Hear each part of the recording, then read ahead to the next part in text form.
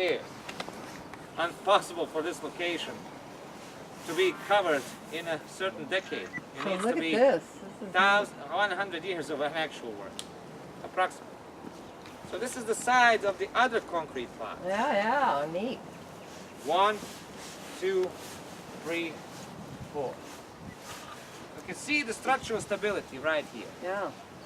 How much of the clay material is why it's melted.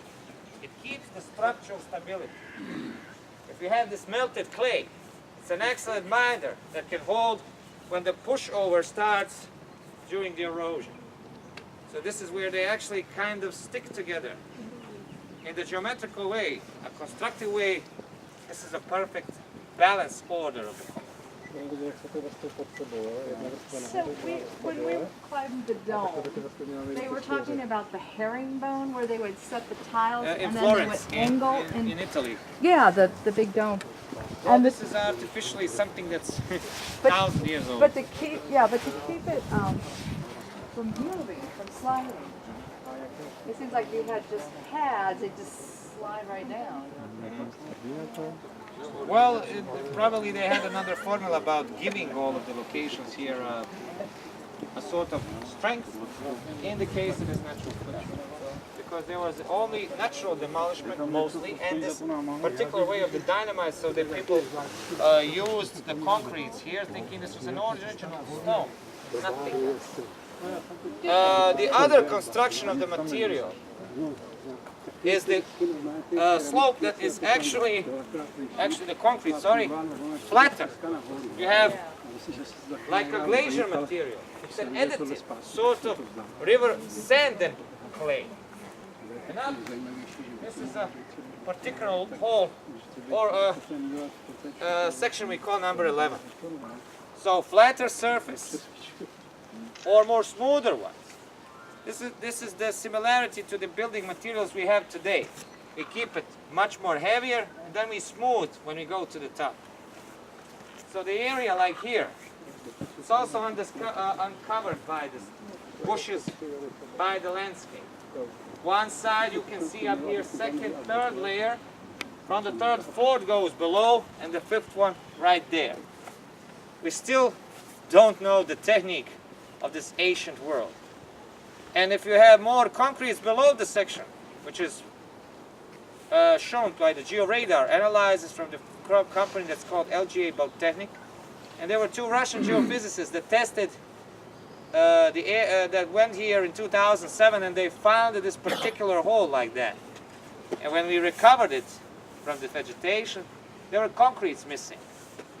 That section used to be 0.88 meters, or particularly 1 meter of the hole. We call it interesting because the people come here for sort of meditation. The question is, what was the purpose of these pyramids? I start talking over there when the first guest arrived that we don't have mummies in here.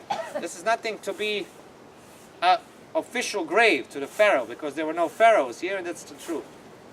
The real truth about the pyramids is that we have electroenergetical investigations that points that we have practically a sort of energy machine.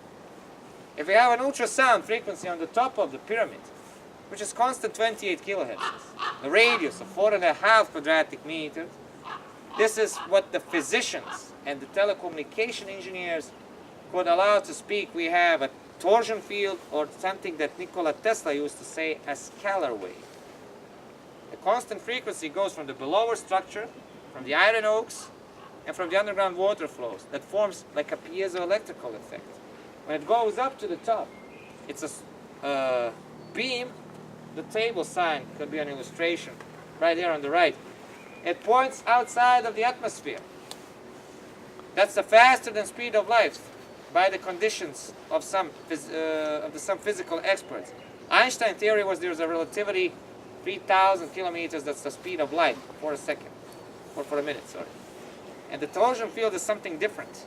It has an intergalactical sort of communication, probably, from the pyramids, because it spreads out of the atmosphere and it gets lost to the distant stars, Alpha Centauri, Orion, or probably in the sun.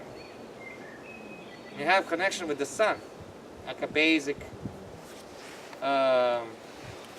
like a basic part of the solar energy. Solar constitution gives us life, gives us happiness. This is also association to these ancient builders because they were astronomically very much wise. That's why when the Dr. Osmanagic named the pyramids, they named it after sun, moon, and the rest from the energetical part and the aspects. Sun pyramid, for the guests that came here for the first time, because I see other ones, is more than 270 meters, which particularly is the bigger shape than Cheops's. And when you have the concretes, when you have the tunnels, and you have this aspect where you have in the middle 25, 30,000 bioenergy scales, it's also an unconventional method. But when you measure it, you can tell people to meditate here for 10 minutes. And then they come back. Because constantly walking through the pyramids or going inside the tunnels, this is by the approvals or the information from the guests that came from the outside, they feel a lot better because there's no cosmic radiation, there's no harmful Hartmann or Schindler's list that can practically demolish our body cells. We have outside enemies because we have bacteria and viruses. This is something that belongs to an ancient world that was much more wiser and intellectually in a bigger level than they used to speak in history. This is not a work of a primitive man. This is a work of a very particular and a very wise culture. If they found a way to keep the Schumann frequency, which is also the lowest section, we spoke about the ultrasound. Here we have constant 7.83 hertz of this Schumann resonancy, which is actually connected to ozonic chi or prana energy, or something that can be an official frequency of the planet Earth. Because 30 years ago we didn't have computers on this advanced level. We didn't have microwaves in this shape and form. There are a lot of cancerogenic materials that can be transported from these gigahertz, from these Wi-Fi connections, from the mobile internet. Everything is actually in our modern technology have a negative aspect because it's a negative streaming. It harms our body cells. It gives us more aggressive behavior. And we're in the rush. Every time we wake up in the morning, we don't have time for nothing. We can't sleep, or we have to go to work, we're not rested enough. So this is what these builders have an intention. If they wanted a pyramid, they also wanted a restoration progress. This was one of their intentions. This is what we want to bring out to the public. If we found that graves and mummies all the way from here, it won't be polite to come inside. And this is something that's actually much more different. By all of these sections, you can see we have something that's beyond our way of thinking. I thank these guests that came here, that I actually climbed until this part. We will stop here, and if you have any questions, you can ask. We don't give recommendations that people will walk all the way to the top. If they do, they'll walk 1 hour. They can stop at this hole and then come back down. Up to the top, it's very slippery. Ask the ladies, ask these former gentlemen who are much more in a not so well condition. I had to take care that they didn't trip or fall out. Because in the rainy days, it's a lot of a slippery ground. Thank you for your time and patience. Thank you for your interest, and thank you for listening. For the other guests that came, if they do have questions, they can ask. If they